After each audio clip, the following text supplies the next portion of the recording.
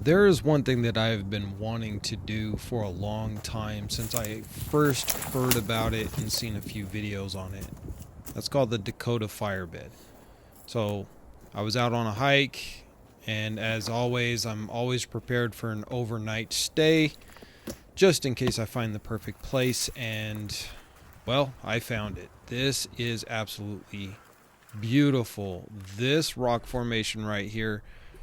Now, it is a little bit dangerous being under a rock formation like this because these rocks can crack and fall off, but due to the slope and the overhang, I felt pretty safe. Everything around it, well, except for my camera right there, everything around this area felt pretty solid on the rock itself. Anything that was going to fall off looked like it had already done so, and there was no fresh rocks that had fallen off. So I decided, you know what? I'm going to stay the night. I didn't plan that. This was just a scouting trip, and I would come back later, but instead I was like, no, I'm doing it. Even though there was a major cold front coming in, going to get down into single digits, and I thought this would be a perfect opportunity with this rock formation to set up a Dakota Firebed. If you don't know what a Dakota Firebed is, that's fine. Most people don't. But basically what you're doing is you're going to dig down in the ground. You're going to build out a long fire, preferably about as long as you are, because you're going to be laying on top of the coals. And then once the fire burns down, you're then going to fill it in with about 2 to 4 inches of dirt, throw some boughs on top of that, and you're going to sleep on top of it, and it's going to radiate heat throughout the night if it's done properly. Now, this is my first time ever doing a Dakota Firebed, and the problem that I ran in here is the ground under where I was going to sleep is going to be a little bit rocky, and so I did not dig down into soft dirt and then build my fire underground. I just built it on top of the rocks right on the ground. And then I was just going to do a raised bed by adding a couple of inches of dirt on top of the coals once the fire burns down, which you'll see here in a minute. First things first, though, obviously, I got to get some firewood and get a fire going. I'm going to have my campfire, but I'm also going to have my Dakota Firebed as well.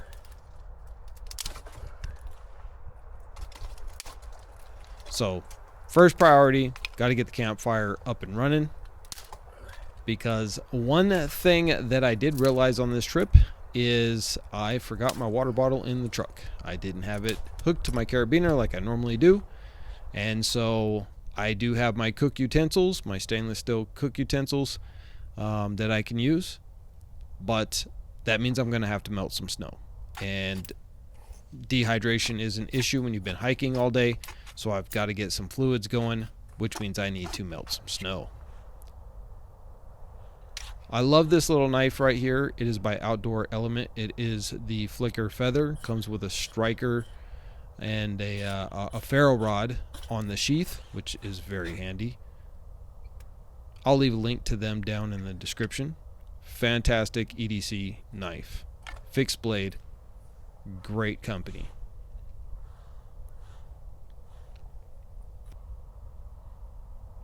Now that I got the campfire started, it is definitely time to get more wood as well as get some snow melting for some water so that I can hydrate and also have some food later this evening, as I am going to have it. One thing about it, though, as I was up on this trek, is I did notice some very fresh cougar tracks, which is a bit concerning.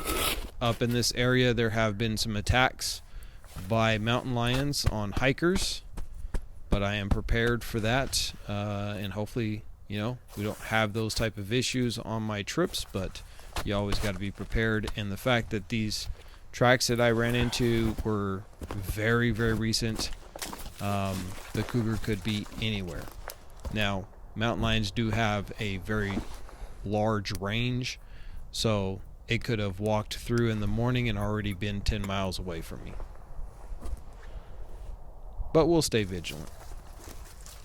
Got to get some wind breaks on either side of me. As you can see right next to the rock face, I do have the Dakota Fire going. heating up that rock face as well as the rocks below me. Once I create my wind breaks at my head and my feet, which will also give me a little bit of security against animals. If a cougar did want to have me for dinner, it would be forced to basically jump over fire. And in my experience, mountain lions and wild animals in general don't like fire. They know it's dangerous. They try to stay away from it. So having the campfire right there and these wind breaks made up of boughs and limbs should offer me some amount of security. Of course, the mountain lion could just climb up the backside of this rock formation and jump down on me, which would really suck. But here I am now, just throwing on some dirt, covering up the hot coals now that I let the fire burn down. Only got about 30 minutes of sunlight left, so I wanted to get the bed up and ready to go. In hindsight, I probably should have let this burn longer, maybe another hour or two, as the coals did start to not give me the proper amount of heat throughout the night, as you'll see later in the video.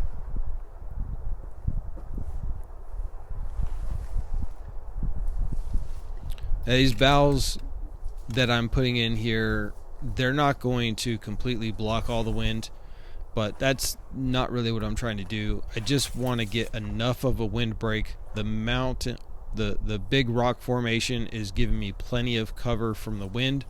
As long as I don't have any crosswind at my feet or my head tonight, I should be fine. Now just sticking some more boughs down for my bedding.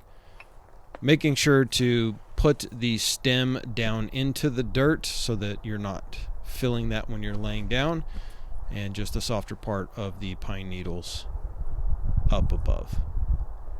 Now that I have a good bed, definitely time to have a little bit of relaxation as my back is killing me. Been hiking all day and getting the camp set up and ready. The sun is getting ready to set, so just gonna check this bed out, make sure that I fit in it properly, and just get a few minutes of rest.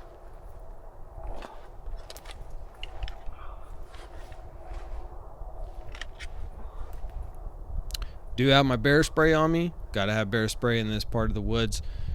We've had an unusual warm winter so far, and the bears are still active, so just a bit of precaution. I'm not expecting to run into a bear though.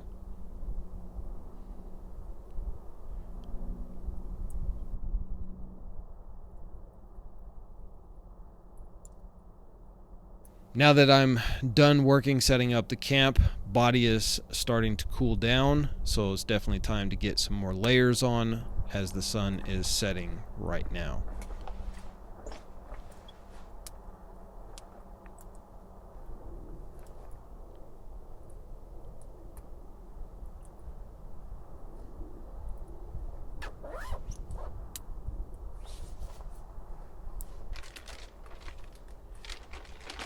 Supposed to be a snowstorm, so just gonna wrap up my bag, make sure that it's waterproof. I always carry a couple of heavy-duty contractor garbage bags in my pack. These make for great ponchos, pack covers, lean-to tents. So much versatility with these bags.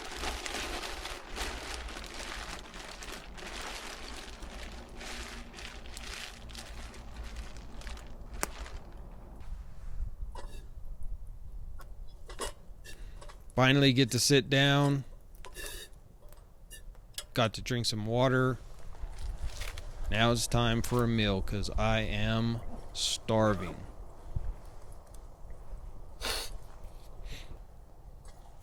After an all-day hike to find the perfect place to set up camp, there is nothing better than a hot meal and a hot drink. Menu tonight, a little bit of beans and rice.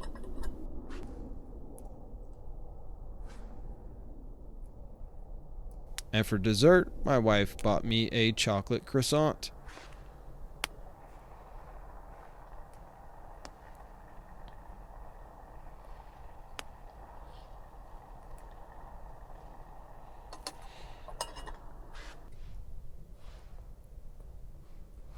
fire is nice and toasty. Now, it is a little bit closer than I would normally do it, but I'm not sleeping with a sleeping bag again.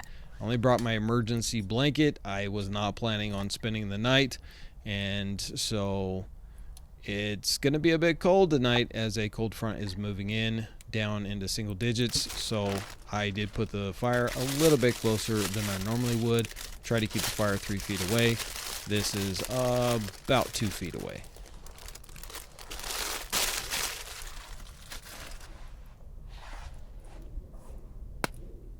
So some beans and rice and a little bit of pizza bread, and definitely hits the spot.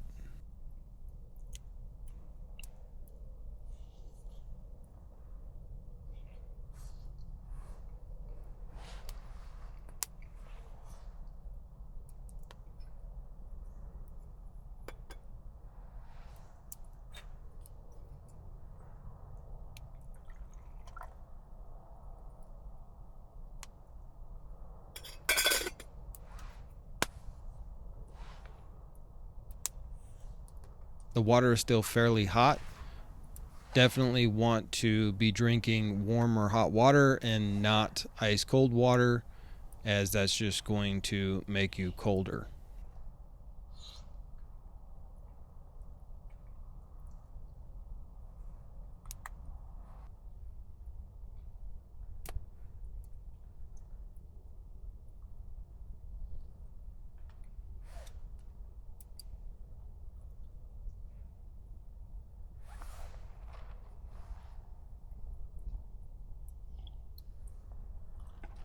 One thing about being out in the wild, bushcrafting, camping, survival, it really gets you back to your base instincts. And even though it's tough, it's uncomfortable, it can be cold, it's really stress relieving.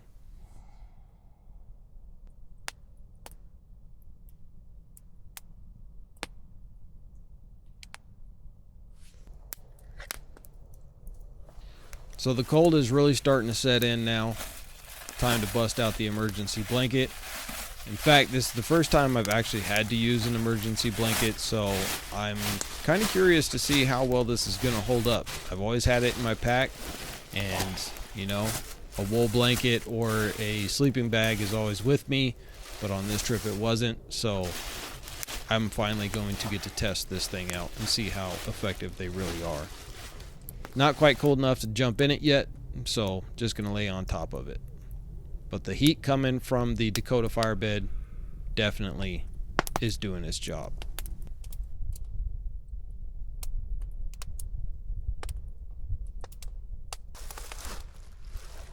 One thing that's really nice about setting the Dakota Firebed where I did, the rock formation above me and on my back is warm, and it kept that heat for most of the night. And then I hear some stuff rumbling just outside my camp.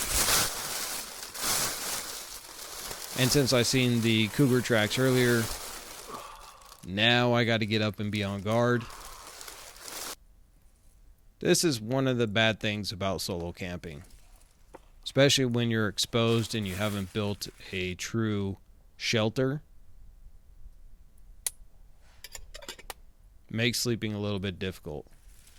So since I can't sleep now because my mind's on whatever's moving out in the bush, I guess I'll get some work done. Maybe even sharpen up some of my tools.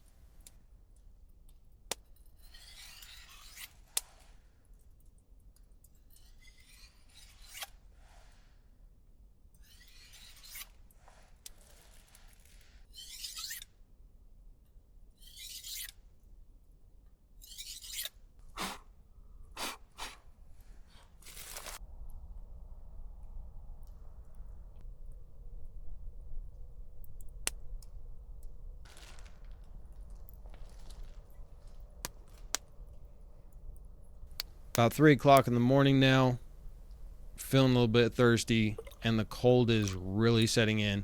Didn't bring a thermometer with me, but it feels like it's down into the single digits.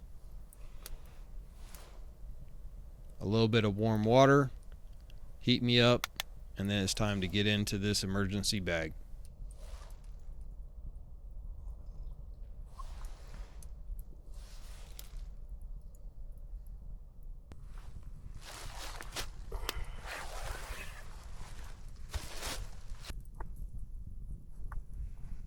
First things first, gonna have to take off the boots. These boots would definitely tear up this Mylar bag.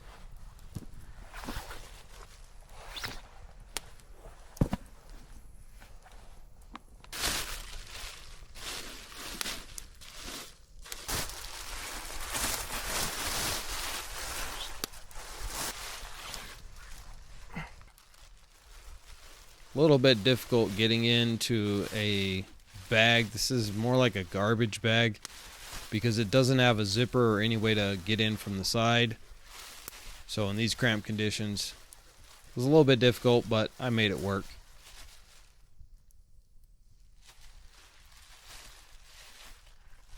I do gotta say, after finally using this in a real life, very cold, dangerous situation, the Mylar bags do their job, but they are no replacement for a quality wool blanket or a Sub-Zero sleeping bag.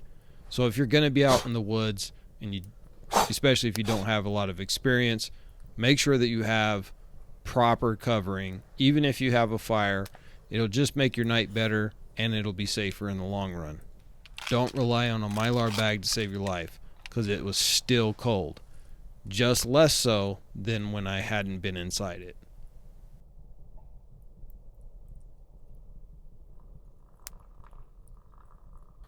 Didn't get much sleep that night, maybe about an hour or two. Time to get up, break camp. Sunrise will be in a few minutes. So a little bit of tea and that chocolate croissant I was telling you about.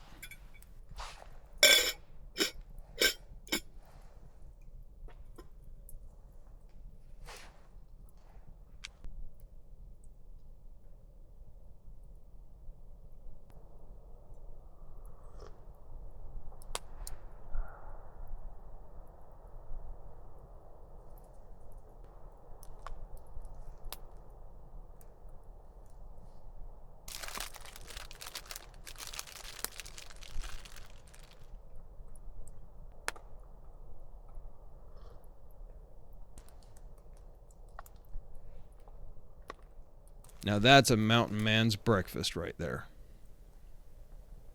The Dakota fire bed did its job for most of the night, but by 3 or 4 o'clock in the morning, it had barely any heat coming out of the ground, and I really did get cold. At least I had the emergency blanket, but next time I will definitely have my bag or a thick wool blanket to come with me. And next time, I think I'll do the Dakota fire bed for a little bit longer into the evening before I lay down for the night. Thank you guys for watching this video. Hope you liked it. If you did, please check out some of my other videos and don't forget to subscribe and like.